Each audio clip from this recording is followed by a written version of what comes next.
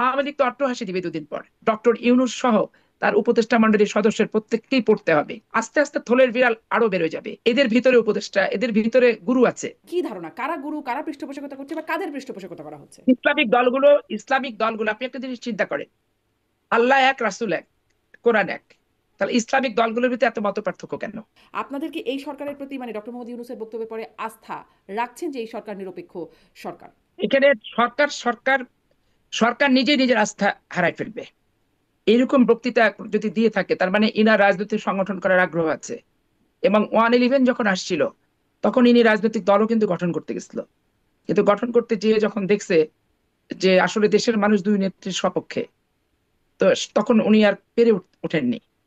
তারপরে -2 ফর্মুলার সাথে এই উপদেষ্টা মন্ডলীর অধিকাংশ সদস্যই টক শো থেকে শুরু করে সবকিছু আপনি দেখবেন -2 এর সপক্ষে তারা ছিল। এবং 2008-এর নির্বাচন একটা জঘন্য নির্বাচন। এই নির্বাচনকে এই প্রত্যেকে যারা উপদেষ্টা মন্ডলীর সদস্য বৈধ নির্বাচন বলে, অথচ এটা একটা পাতানো নির্বাচন। কাকে কত সিট দিবে এটার সিটিং অ্যারেঞ্জমেন্ট ভারতের গোয়েন্দা সংস্থা প্রণব মুখার্জি সহ লন্ডনে বসে শেখ হাসিনাকে প্যারোলতে জামিন নিয়ে যে এটা ফয়সালা করে আসছে। এটা সবাই জানে, যারা ফয়সালা করছে বাংলাদেশের অনেক প্রশাসনের লোক ছিল তৎকালীন সময়, ডিসিএসপি, আমাদেরও দু চারজন বন্ধু বান্ধব ছিল, তাদের কাছে ডাইরেক্টলি আমার শোনা। অথচ এই প্রত্যেকেই বলবে 8-এর নির্বাচনের মতো নির্বাচন হয় না। এবং 8-এর যে নির্বাচন কমিশনার ছিল সাকুয়াত হোসেন, দেখেন ওনাকে উপদেষ্টা বানাইছে। তাহলে এরা সবসময় রাজনৈতিক বিমুখতার দিকে যাচ্ছে এবং ওদের মদতপুষ্ট একটি রাজনৈতিক সংগঠন তৈরি করতে চাচ্ছে। এদের ওই 111 থেকে শুরু করে অদ্যাবধি এনাদের যে ইয়েটা এখন, কখনো গোপন করে আমার রাজনীতির উচ্চবিলাস নাই, আবার কখনো প্রকাশ ভঙ্গিতে মনের কথাটা বের হয়ে চলে আসে। তো মনের কথাটা যখন বের হয়ে চলে আসে, তখন তো সমালোচনা এবং তোপের মুখে ডক্টর ইউনূস সহ তার উপদেষ্টা মন্ডলীর সদস্যের প্রত্যেককেই পড়তে হবে। তখন তারা পড়ছে। আস্তে আস্তে থলের বিড়াল আরো বেরোয় যাবে। এবং এরা কাকে ক্ষমতায় বসাতে চাচ্ছে এটাও কিন্তু বেরোয় যাবে। এরা পৃষ্ঠপোষক কাদের করছে, এদের পৃষ্ঠপোষক কারা, এটাও কিন্তু বেরোয় যাবে। এবং আমরা যে কথাটা বাংলাদেশে প্রচলিত শুধু না, দেখছি এবং রাজনীতি করার কারণে কিছু ধারণা তো করছি। ধারণার বশবর্তী হয়ে কথা বলাটা ঠিক না, আমি অপ্রকাশিত ভাবেই রাখলাম। কিন্তু এদের ভিতরে উপদেষ্টা, এদের ভিতরে গুরু আছে হুম। এবং এই যদি গুরুর যদি দ্বারাই তারা ধারণার পরিচালিত কথাই বলেন, হচ্ছে। মানে নিশ্চিত যদি না করেন, কি ধারণা কারা গুরু, কারা পৃষ্ঠপোষকতা করছে বা কাদের পৃষ্ঠপোষকতা করা হচ্ছে? ইসলামিক দলগুলো আপনি একটা জিনিস চিন্তা করেন, আল্লাহ এক, রাসূল এক, কোরআন এক। তাহলে ইসলামিক দলগুলোর ভিতরে এত মত পার্থক্য কেন? রাজনৈতিক করতে এর সাথে মত পার্থক্য। তো ইসলামকে বিতর্কিত করে, ইসলামকে ব্যবহার করে, ধর্ম ব্যবসায়ীর মতো ব্যবসা করার মতো করে ইসলামকে ধর্মভীরু মানুষের কাছে নিয়ে যে রাজনৈতিক ফায়দা হাসিল, এমপি হওয়া, মন্ত্রী হওয়া, ক্ষমতায়নের যে প্রক্রিয়া, এটা কি শুভ? এটা একটা গণতান্ত্রিক রাষ্ট্রে কি গণতান্ত্রিক পদ্ধতির অংশ হতে পারে? কোনো একজন একটা রাজনৈতিক সংগঠনকে ব্যাপক হারে তারা এই যে সুযোগ সৃষ্টি করার যে পায়তারাটা চলছে, এইটা দেখেই তো আমরা বুঝতে পারছি যে তারা মৌলবাদী সংগঠনের উত্থান চায়। তাদেরকে সাথে নিয়ে অথবা তাদেরকেই তারা চেষ্টা করবে জায়গা মতো নিয়ে যাওয়ার। আর তাদের সাথে তাদের এই ছেলে পেলে ছাত্র যা আছে সব জড়িত।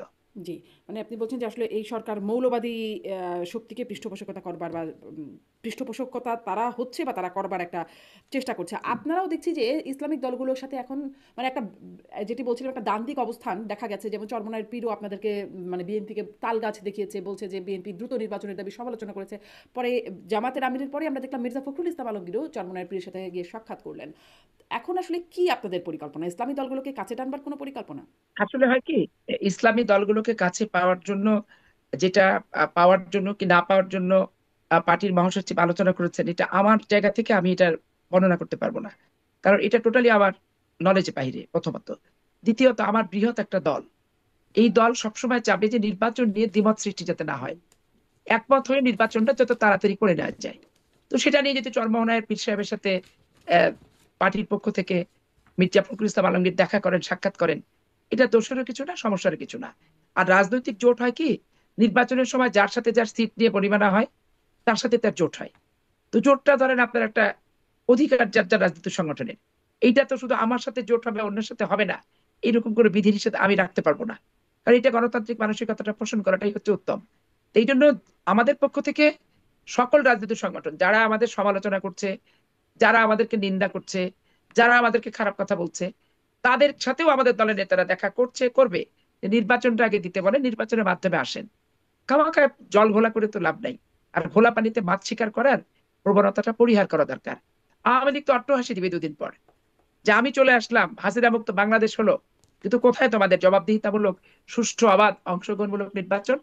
এই অট্টহাসি আর হনুমানের দাঁত খিচুড়ি তখন কি আপনি, আমি, এই ডক্টর ইউনূস, আসিফ নজরুল সবাই মিলে কি বন্ধ করতে পারবো? পারবো না। এমন কিছু করা উচিত হবে না যে বিতাড়িত হয়ে যাওয়া ব্যক্তিবর্গ অট্টহাসি দিয়ে আবার আসুক। জি, এটা আমার ব্যক্তিগত জি।